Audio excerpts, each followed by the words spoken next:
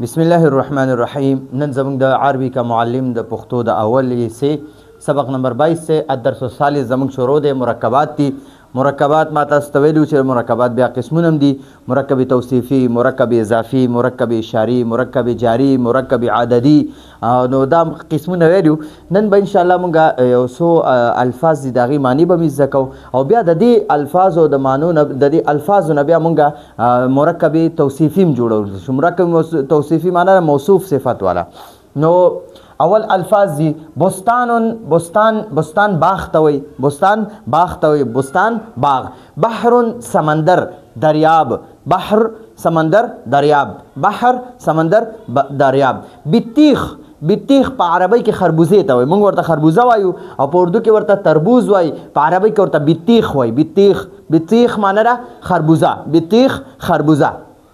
تفاح، تفاح سیو ته وایي، سیو مونږ ورته سیو وایو، په عربی کې ورته تفاح وایي، په اردو کې ورته سیب وایي، سیب. رمان، رمان دا انار ته وایي، انار. رمان انار، رمان انار. شارع، شارع غټې لارې ته وایي، غټ سړک وي که نه هغې ته وایي. ګوره دا لکه څنګه مکه مکرمه کې شارع ابراهیم، شارع اجیاد، شارع حجر. نو داسې غټې لارې ته، پلنې لارې ته، ښه پلن هم وي او ښه غټ هم وي، ښه ښکلی روډ وي، نو هغې ته شارع وایي. نو اکثر تاسو به اورېدلي وي شارع عام، شارع عام د عام خلکو د تلو راتلو لاره، غټه لاره. نو شارع، شارع معنی غټه لاره. شاهراه، شاهراه. قصر، قصر محل ته وایي، بنګلې ته وایي، غټې بنګلې ته وایي. حویلي م ورته وایي، ټیک شو، حویلي ورته وایي، موږ ورته بنګله وایو. او محل هم ورته وایي. او محل، محل معنی ده ځای، محل ځای ته وایي، محل ځای ته وایي. قصر بنګلې ته وایي، محل ته وایي، او حویلی ته وایي. او محل په عربی کې چې محل وي نو دې معنی ده ځای، محل ځای. مسجد، مسجد خو ټول پیژنئ، جومات ته مسجد وایي، موږ ورته پښتو کې جومات وایو، اردو کې ورته مسجد وایي، عربی کې ورته مسجد وایي. ملک، ملک هم ورته وایي، مالک هم ورته وایي. مالک خو چې نوم واخلم تاسو په پوه شو چې مالک بادشاه ته وایي. او ملک معنی ده هم بادشاه، ملک بادشاه، ملک بادشاه.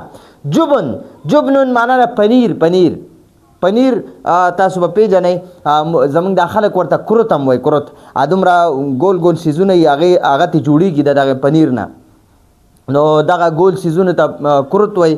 او جبن چې دی دا مالګین غونته کې سیز وي، خورې نو بیا خلکو دا خوله بالکل د خوله کې ورته خلکو اوبه راځي. جبن معنی ده پنیر، جبن پنیر. قلم هم دې قلم ته وایي. او وردن، وردن چې دی وردن نو دا د ګلاب ګل ته وایي، وردن د ګلاب ګل، وردن د ګلاب ګل. ها. کبیر معنی ده غټ، کبیر غټ، کبیر غټ.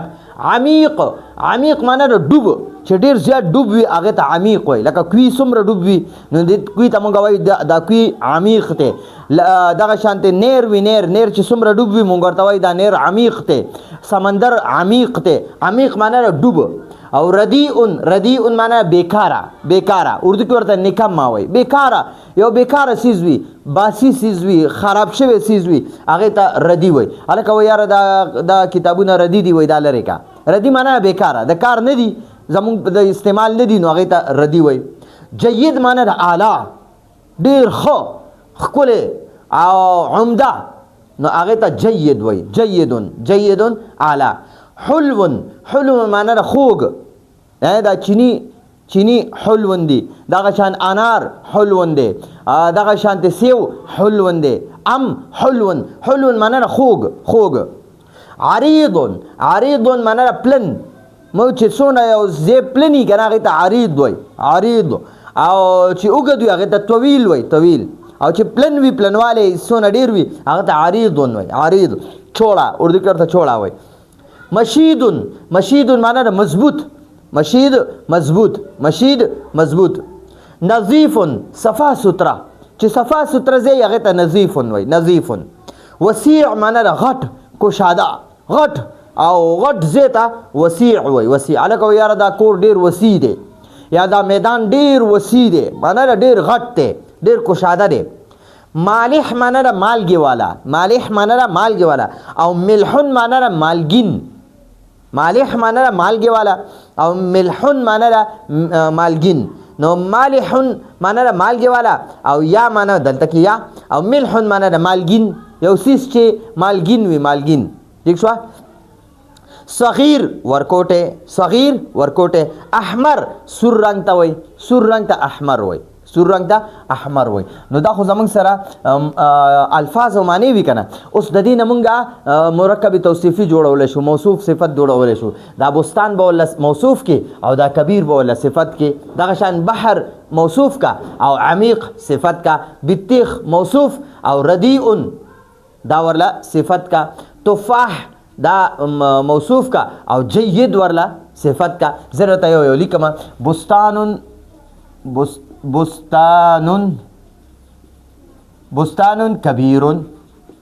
بستان کبیر معنی غټ باغ بستان کبیر معنی غټ باغ او بحر عمیق معنی ډوب سمندر بحر عمیق بحر عمیق معنی ډوب سمندر ډوب دریاب چې ډیر ډوب وي ٹھیک شو ها بطیخ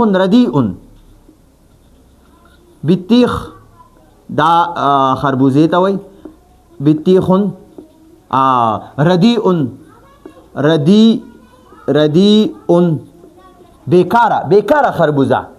بیکاره خربوزه خراب خربوزه او ډوب سمندر غټ باغ دغه شان تفاح جید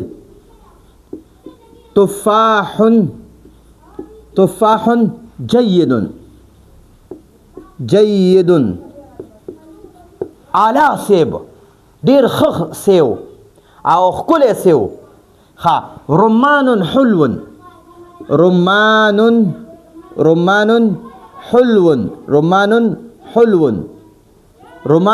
معنی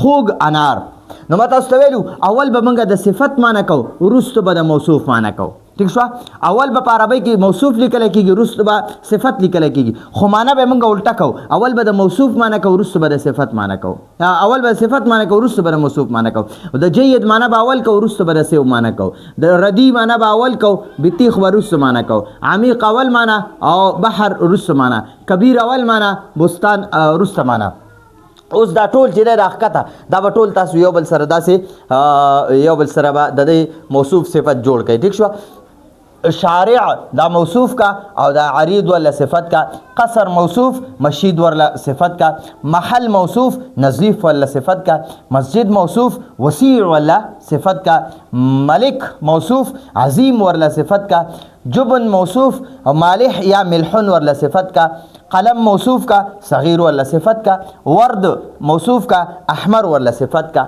نو امید دې په دې باندې به تاسو پوه شوي اول مې ورته د الفاظو معنی ولیکلې او دقه د الفاظو معنی اوس موصوف صفت کا اولنی چې کوم دی هغه ورله موصوف کا دا وروستني ورله ټول صفت کا ټیک شو او چې کله معنی کې نو اول به د دې صفت معنی کې وروسته به د موصوف معنی کوئ ټیک شو نو د دې ځان سره سکرین شاټ واخلئ ځان سره ولیکئ او بیا انشاءالله یو ځل واورئ تاسو په دې باندې ډېر ښه پوه شئ نو دا زموږ د نن ورځې درس و راتلونکي درس پورې اجازه غواړو هذا هو المرام والله اعلم بحقیقة الكلام